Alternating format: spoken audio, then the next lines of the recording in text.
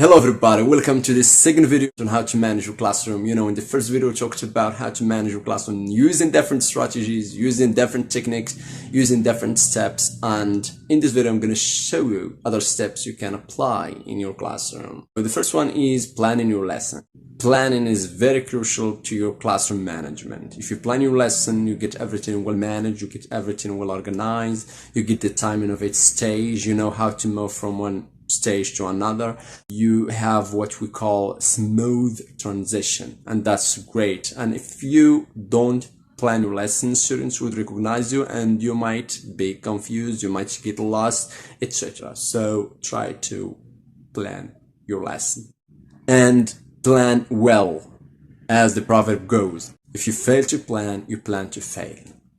Second one is seating arrangement. Try to vary and differentiate your seating arrangement. Sometimes use orderly rows, sometimes circles, sometimes U shape, sometimes horseshoe. You can see these arrangements here. So you've got many arrangements you can apply in order to change the mood of the classroom and in order to get students refreshed, to get them motivated to learn. Don't stick to one arrangement because that would be exhausting for students. Number 3 is different groupings. Try to apply different groupings. Try to work to get them work in peers. Try to get students work in groups. Try to get them work individually from time to time. Differentiating your groupings is very important in letting students, follow and letting them participate in the lessons, since you will get, low achievers and high achievers. And if you, for example, get them in groups, those who are low achievers will get help from high achievers, and that collaborative work very crucial to your classroom management.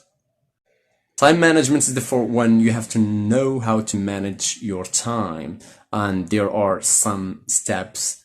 For example, don't give too long activities, don't give too short activities, because if you give too short activities to your students, maybe they would finish earlier before the time you set and before the deadline you give, and they would start making noise. So try to get everything suitable, give a time, set a time limit that is challenging and that is suitable at the same time. And if you happen to have a group that has finished before other groups, you provide, for example, extra activities in order to make them busy, because if you don't make them busy, they would make you busy.